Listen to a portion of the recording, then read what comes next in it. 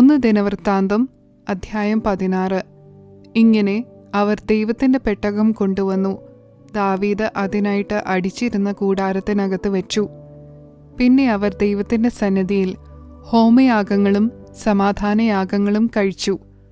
ദാവീദ് ഹോമയാഗവും സമാധാനയാഗങ്ങളും കഴിച്ചു തീർന്ന ശേഷം ജനത്തെ യഹോവയുടെ നാമത്തിൽ അനുഗ്രഹിച്ചു.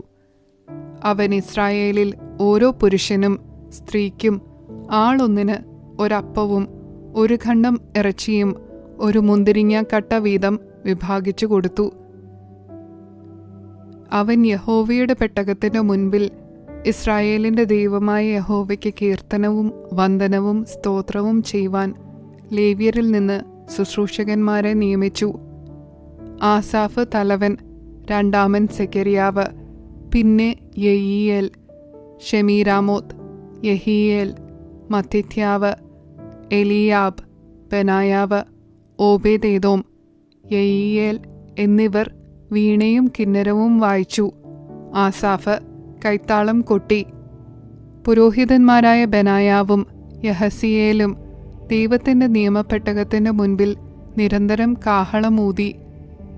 അന്ന് ആ ദിവസം തന്നെ ദാവീദ് ആസാഫും അവന്റെ സഹോദരന്മാരും മുഖാന്തരം യഹോവയ്ക്ക് സ്തോത്രം ചെയ്യേണ്ടതിന് ആദ്യം നിയമിച്ചതെന്തെന്നാൽ, യഹോവയ്ക്ക് സ്തോത്രം ചെയ്തു, അവന്റെ നാമത്തെ ആരാധിപ്പിൻ, ജാതികളുടെ ഇടയിൽ അവന്റെ പ്രവൃത്തികളെ അറിയിപ്പീൻ, അവന് പാടി കീർത്തനം ചെയ്യുവീൻ, അവന്റെ അത്ഭുതങ്ങളെയൊക്കെയും വർണ്ണിപ്പീൻ, അവന്റെ വിശുദ്ധ നാമത്തിൽ പുകഴുവീൻ. യഹോവയെ അന്വേഷിക്കുന്നവരുടെ ഹൃദയം സന്തോഷിക്കട്ടെ. യഹോവയെയും അവന്റെ ശക്തിയെയും തേടുവീൻ, അവന്റെ മുഖം നിരന്തരം അന്വേഷിപ്പീൻ. അവന്റെ ദാസനായ ഇസ്രായേലിന്റെ സന്താനമേ, അവന്റെ വൃതന്മാരായ യാക്കോബ് പുത്രന്മാരെ, അവൻ ചെയ്ത അത്ഭുതങ്ങളും അരുളി ചെയ്ത അടയാളങ്ങളും വിധികളും ഓർത്തുകൊള്ളുവീൻ. അവനല്ലോ നമ്മുടെ ദൈവമായ യഹോവ. അവന്റെ ന്യായവിധികൾ സർവഭൂമിയിലുമുണ്ട്. അവന്റെ വചനം 1000 തലമുറയോളവും, അവന്റെ നിയമം എന്നേക്കും ഓർത്തുകൊള്ളുവീൻ. അബ്രഹാമോട് അവൻ ചെയ്ത നിയമവും ഇസഹാക്കിനോട് ചെയ്ത സത്യവും തന്നെ. അതിനെ അവൻ യാക്കോബിന് ഒരു പ്രമാണമായും ഇസ്രായേലിനൊരു ശാശ്വത നിയമമായും ഉറപ്പിച്ചു. ഞാൻ നിനക്ക് അവകാശമായി കനാൻ ദേശത്തെ തരും എന്ന് കൽപ്പിച്ചു. നിങ്ങൾ എണ്ണം കുറഞ്ഞ ചുരുക്കം പേരും അവിടെ പരദേശികളും ആയിരിക്കുമ്പോഴും, അവർ ഒരു ജാതിയെ വിട്ട് മറ്റൊരു ജാതിയിലേക്കും ഒരു രാജ്യം വിട്ട് മറ്റൊരു വംശത്തിലേക്കും പോകുമ്പോഴും ആരും അവരെ പീഡിപ്പിപ്പാൻ അവൻ സമ്മതിച്ചില്ല. അവർ നിമിത്തം രാജാക്കന്മാരെയും ശാസിച്ചത്, എൻ്റെ അഭിഷിക്തന്മാരെ തൊടരുത്, എൻ്റെ പ്രവാചകർക്ക് ദോഷം ചെയ്യുകയുമരുത്. സർവഭൂവാസികളെ യഹോവയ്ക്ക് പാടുവീൻ, നാൾക്കുനാൾ അവന്റെ രക്ഷയെ പ്രസ്താവിപ്പീൻ. ജാതികളുടെ നടുവിൽ അവന്റെ മഹത്വവും സർവവംശങ്ങളുടെയും മധ്യേ അവന്റെ അത്ഭുതങ്ങളും കതിപ്പീൻ. യഹോവ വലിയവനും അത്യന്തം സ്തുത്യനും സർവദേവന്മാരിലും അതിഭയങ്കരനുമല്ലോ. ജാതികളുടെ സകല ദേവന്മാരും വിഗ്രഹങ്ങളത്രേ, യഹോവയോ ആകാശത്തെ ചമച്ചവൻ. യശസ്സും തേജസ്സും അവന്റെ സന്നിധിയിലും ബലവും ആനന്ദവും അവന്റെ വാസസ്ഥലത്തിലുമുണ്ട്.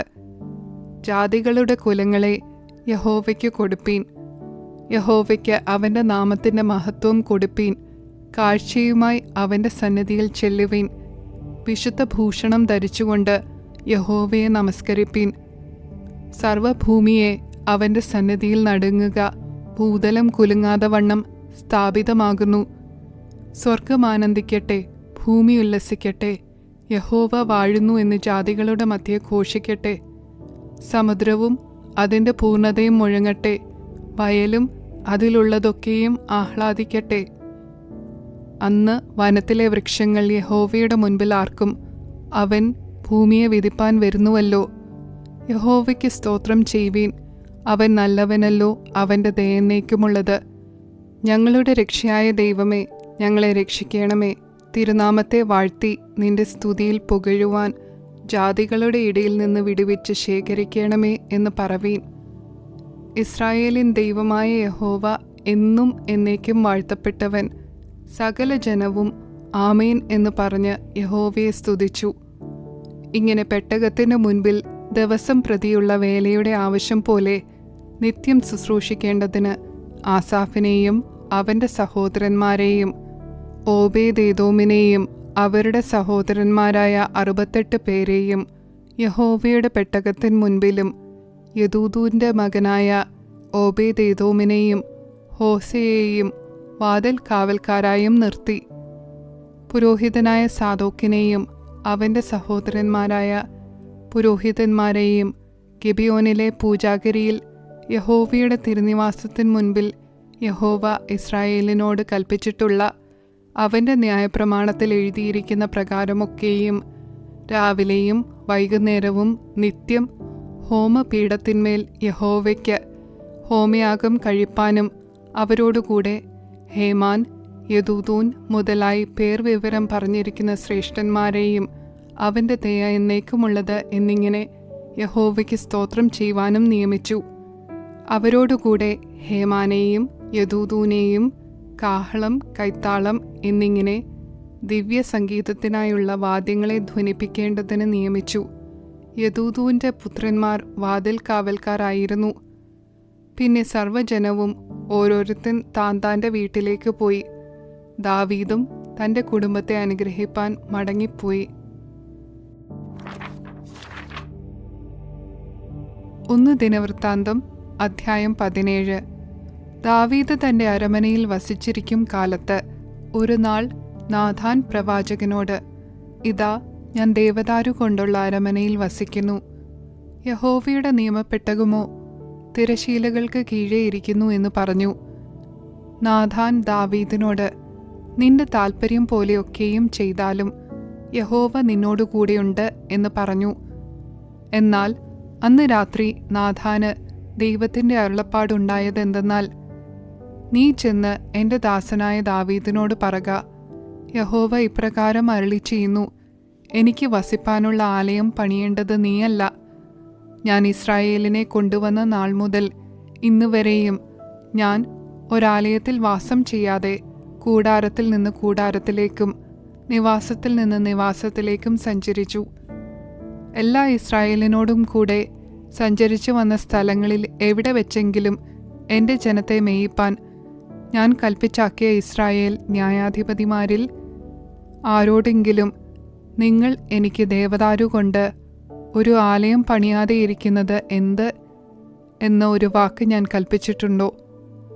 ആകയാൽ നീ എൻ്റെ ഭൃത്യനായ ദാവീദിനോട് പറയേണ്ടതെന്തെന്നാൽ, സൈന്യങ്ങളുടെ യഹോവ ഇപ്രകാരം അരുളി ചെയ്യുന്നു, നീ എൻ്റെ ജനമായ ഇസ്രായേലിന് പ്രഭുവായിരിക്കേണ്ടതിന് ഞാൻ നിന്നെ പുൽപ്പുറത്തു നിന്ന് ആടുകളെ നോക്കുമ്പോൾ തന്നെ എടുത്തു. നീ സഞ്ചരിച്ചു വന്ന എല്ലായിടത്തും ഞാൻ നിന്നോടുകൂടെ ഇരുന്നു. നിന്റെ സകല ശത്രുക്കളെയും നിന്റെ മുൻപിൽ നിന്ന് ഛേദിച്ച് കളഞ്ഞിരിക്കുന്നു. ഭൂമിയിലുള്ള മഹാന്മാരുടെ നാമം പോലെ ഒരു നാമം ഞാൻ നിനക്കുണ്ടാക്കും. ഞാൻ എൻ്റെ ജനമായ ഇസ്രായേലിന് ഒരു സ്ഥലം കൽപ്പിച്ചു കൊടുക്കുകയും അവർ സ്വന്തം സ്ഥലത്ത് പാർത്ത് അവിടെ നിന്ന് ഇളകാതെ വണ്ണം അവരെ നടുകയും ചെയ്യും. പണ്ടത്തെ പോലെയും എൻ്റെ ജനമായ ഇസ്രായേലിന് ഞാൻ ന്യായാധിപന്മാരെ കൽപ്പിച്ചാക്കിയ കാലത്തെ പോലെയും ഇനി ദുഷ്ടന്മാർ അവരെ ക്ഷയിപ്പിക്കുകയില്ല. ഞാൻ നിന്റെ സകല ശത്രുക്കളെയും അടക്കും. യഹോവ നിനക്ക് ഒരു ഗൃഹം പണിയുമെന്നും ഞാൻ നിന്നോട് അറിയിക്കുന്നു. നീ നിന്റെ പിതാക്കന്മാരുടെ അടുക്കൽ പോകേണ്ടതിന് നിന്റെ ജീവകാലം തികയുമ്പോൾ ഞാൻ നിന്റെ ശേഷം നിന്റെ പുത്രന്മാരിൽ ഒരുവനായ നിന്റെ സന്തതിയെ എഴുന്നേൽപ്പിക്കുകയും അവൻ്റെ രാജത്വം സ്ഥിരമാക്കുകയും ചെയ്യും. അവൻ എനിക്ക് ഒരാലയം പണിയും. ഞാൻ അവൻ്റെ സിംഹാസനം എന്നേക്കും സ്ഥിരമാക്കും. ഞാൻ അവന് പിതാവും അവൻ എനിക്ക് പുത്രനുമായിരിക്കും. നിന്റെ മുൻവാഴ്ചക്കാരനോട് ഞാൻ എൻ്റെ കൃപ എടുത്തു കളഞ്ഞതുപോലെ അവനോട് അതിനെ എടുത്തു കളകയില്ല. ഞാൻ അവനെ എൻ്റെ ആലയത്തിലും എൻ്റെ രാജത്വത്തിലും എന്നേക്കും നിലനിർത്തും. അവൻ്റെ സിംഹാസനവും എന്നേക്കും സ്ഥിരമായിരിക്കും. ഈ വാക്കുകളും ഈ ദർശനവും എല്ലാം നാഥാൻ ദാവീദിനോട് പ്രസ്താവിച്ചു.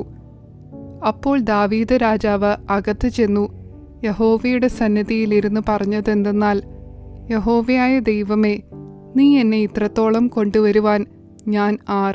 എൻ്റെ ഗ്രഹവും എന്തുള്ളൂ?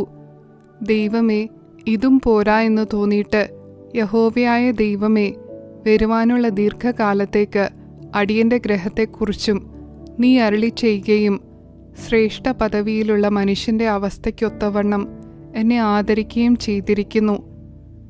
അടിയന് ചെയ്ത ബഹുമാനത്തെക്കുറിച്ച് ദാവീദ് ഇനി എന്തു പറയേണ്ടു? നീ അടിയനെ അറിയുന്നുവല്ലോ.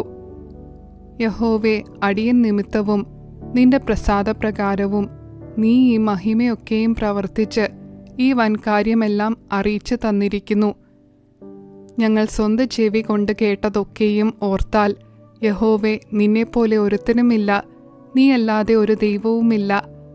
മിസ്രയീമിൽ നിന്ന് നീ ഉദ്ധരിച്ച നിന്റെ ജനത്തിനു മുൻപിൽ നിന്ന് ജാതികളെ നീക്കിക്കളകയിൽ വലിയതും ഭയങ്കരവുമായ കാര്യങ്ങളാൽ നിനക്ക് ഒരു നാമം സമ്പാദിക്കേണ്ടതിന്, ദൈവമേ, നീ ചെന്ന് നിനക്ക് സ്വന്തം ജനമായി വീണ്ടെടുത്ത നിന്റെ ജനമായ ഇസ്രായേലിനെ പോലെ ഭൂമിയിൽ ഏതൊരു ജാതിയുള്ളൂ? നിന്റെ ജനമായ ഇസ്രായേലിനെ നീ എന്നേക്കും നിനക്ക് സ്വന്തം ജനമാക്കുകയും യഹോവേ, നീ അവർക്ക് ദൈവമായി തീരുകയും ചെയ്തുവല്ലോ. ആകയാൽ യഹോവേ, ഇപ്പോൾ നീ അടിയനെയും അടിയന്റെ ഗ്രഹത്തെയും കുറിച്ച് അരുളി ചെയ്ത വചനം എന്നേക്കും സ്ഥിരമായിരിക്കട്ടെ. അരുളി ചെയ്തതുപോലെ തന്നെ ചെയ്യണമേ. സൈന്യങ്ങളുടെ യഹോവ ഇസ്രായേലിന്റെ ദൈവമാകുന്നു. ഇസ്രായേലിന് ദൈവം തന്നെ എന്നിങ്ങനെ നിന്റെ നാമം എന്നേക്കും സ്ഥിരപ്പെട്ട് മഹത്വപ്പെടുകയും നിന്റെ ദാസനായ ദാവീദിന്റെ ഗ്രഹം നിന്റെ മുൻപാകെ നിലനിൽക്കുകയും ചെയ്യുമാറാകട്ടെ. എൻ്റെ ദൈവമേ, അടിയന് നീ ഒരു ഗ്രഹം പണിയുമെന്ന് വെളിപ്പെടുത്തി തന്നിരിക്കുന്നു. അതുകൊണ്ട് അടിയൻ തിരുസന്നിധിയിൽ പ്രാർത്ഥിപ്പാൻ ധൈര്യം പ്രാപിച്ചു. ആകയാൽ യഹോവേ, നീ തന്നെ ദൈവം. അടിയന് ഈ നന്മയെ നീ വാഗ്ദാനം ചെയ്തുമിരിക്കുന്നു. അതുകൊണ്ട് അടിയന്റെ ഗ്രഹം തിരുമുൻപാകെ എന്നേക്കും ഇരിക്കേണ്ടതിന് അതിനെ അനുഗ്രഹിപ്പാൻ നിനക്ക് പ്രസാദം തോന്നിയിരിക്കുന്നു. യഹോവേ, നീ അനുഗ്രഹിച്ചിരിക്കുന്നു, അതെന്നേക്കും അനുഗ്രഹിക്കപ്പെട്ടും ഇരിക്കുന്നുവല്ലോ. 1 ദിനവൃത്താന്തം അധ്യായം 18. അതിൻ്റെ ശേഷം ദാവീദ് ഫെലിസ്ത്യരെ തോൽപ്പിച്ച് അടക്കി. ഗത്തും അതിനോട് ചേർന്ന ഗ്രാമങ്ങളും ഫെലിസ്ത്യരുടെ കയ്യിൽ നിന്ന് പിടിച്ചു. പിന്നെ അവൻ മോവാബിനെ തോൽപ്പിച്ചു. മോവാബ്യർ ദാവീദിന്റെ ദാസന്മാരായി കാഴ്ച കൊണ്ടുവന്നു. സോബാ രാജാവായ ഹദദേസർ ഫ്രാത്ത് നദീതീരത്തിങ്കൽ തന്റെ ആധിപത്യം ഉറപ്പിപ്പാൻ പോയപ്പോൾ ദാവീദ് അവനെയും ഹമാത്തിൽ വെച്ച് തോൽപ്പിച്ചു കളഞ്ഞു. അവന്റെ വക 1000 രഥങ്ങളെയും 7000 കുതിരപ്പടയാളികളെയും 20,000 കാലാളുകളെയും ദാവീദ് പിടിച്ചു. ദാവീദ് അവയിൽ 100 രഥകുതിരകളെ വെച്ചുകൊണ്ട ശേഷം രഥകുതിരകളെ ഒക്കെയും കുതിഞ്ഞരമ്പ് വെട്ടിക്കളഞ്ഞു. സോബാ രാജാവായ ഹദദേസരിനെ സഹായിപ്പാൻ ദമ്മേശെക്കിലെ അരാമ്യർ വന്നപ്പോൾ ദാവീദ് അരാമ്യരിൽ 20,000 പേരെ നിഗ്രഹിച്ചു. പിന്നെ ദാവീദ് ദമ്മേശെക്കിനോട് ചേർന്ന അരാമിൽ കാവൽ പട്ടാളങ്ങളെ പാർപ്പിച്ചു. അരാമ്യരും ദാവീദിന് ദാസന്മാരായി കാഴ്ച കൊണ്ടുവന്നു. ഇങ്ങനെ ദാവീദ് ചെന്നിടത്തൊക്കെയും യഹോവ അവന് ജയം നൽകി. ഹദദേസരിന്റെ ദാസന്മാർക്കുണ്ടായിരുന്ന പൊൻപരിചകളെ ദാവീദ് എടുത്ത് യെരൂശലേമിലേക്ക് കൊണ്ടുവന്നു. ഹദദേസരിന്റെ പട്ടണങ്ങളായ തിബ്ഹാത്തിൽ നിന്നും കൂനിൽ നിന്നും അനവധി താമ്രവും കൊണ്ടുവന്നു.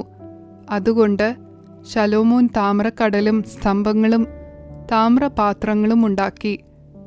എന്നാൽ ദാവീദ് സോബാ രാജാവായ ഹദദേസരിന്റെ സൈന്യത്തെയെല്ലാം തോൽപ്പിച്ചു കളഞ്ഞു എന്ന് ഹമാത്ത് രാജാവായ തോവു കേട്ടപ്പോൾ അവൻ ദാവീദ് രാജാവിനോട് കുശലം ചോദിപ്പാനും അവൻ ഹദദേസരിനോട് യുദ്ധം ചെയ്ത് അവനെ തോൽപ്പിച്ചതുകൊണ്ട് അവനെ അഭിനന്ദിപ്പാനും തൻ്റെ മകനായ ഹദോരാമിനെ അയച്ചു. ഹദദേസരും തോവുവും തമ്മിൽ കൂടെ കൂടെ യുദ്ധമുണ്ടായിരുന്നു. അവൻ പൊന്ന്, വെള്ളി, താമ്രം ഇവ കൊണ്ടുള്ള സകലവിധ സാധനങ്ങളെയും കൊണ്ടുവന്നു. ദാവീദ് രാജാവ് അവയെ താൻ ഏദോം, മോവാബ്, അമോന്യർ, ഫെലിസ്ത്യർ, അമാലേക്ക് മുതലായ സകല ജാതികളുടെ പക്കൽ നിന്നും പിടിച്ചെടുത്ത വെള്ളിയോടും പൊന്നിനോടും കൂടെ യഹോവയ്ക്ക് വിശുദ്ധീകരിച്ചു. സെരൂയയുടെ മകനായ അബീഷായി ഉപ്പ് താഴ്വരയിൽ വെച്ച് ഏദോമ്യരിൽ 18,000 പേരെ സംഹരിച്ചു. ദാവീദ് ഏദോമിൽ കാവൽ പട്ടാളങ്ങളെ ആക്കി. ഏദോമ്യർ എല്ലാവരും അവന് ദാസന്മാരായിത്തീർന്നു. അങ്ങനെ ദാവീദ് ചെന്നിടത്തൊക്കെയും യഹോവ അവന് ജയം നൽകി. ഇങ്ങനെ ദാവീദ് എല്ലാ ഇസ്രായേലിനും രാജാവായി വാണു. തൻ്റെ സകല ജനത്തിനും നീതിയും ന്യായവും നടത്തി വന്നു. സെരൂയിയുടെ മകനായ യോവാബ് സേനാധിപതിയായിരുന്നു. അഹീലൂദിന്റെ മകനായ യഹോശാഫാത്ത് മന്ത്രിയും, അഹീതൂബിന്റെ മകനായ സാദോക്കും അബ്യാഥാരിന്റെ മകനായ അഹീമേലെക്കും പുരോഹിതന്മാരും, ശവ്സ രായസക്കാരനും യഹോയാദയുടെ മകനായ ബനായാവ് ക്രേത്യർക്കും പ്ലേത്യർക്കും അധിപതിയുമായിരുന്നു. ദാവീദിന്റെ പുത്രന്മാർ രാജാവിന്റെ അടുക്കൽ പ്രധാന പരിചാരകന്മാരായിരുന്നു.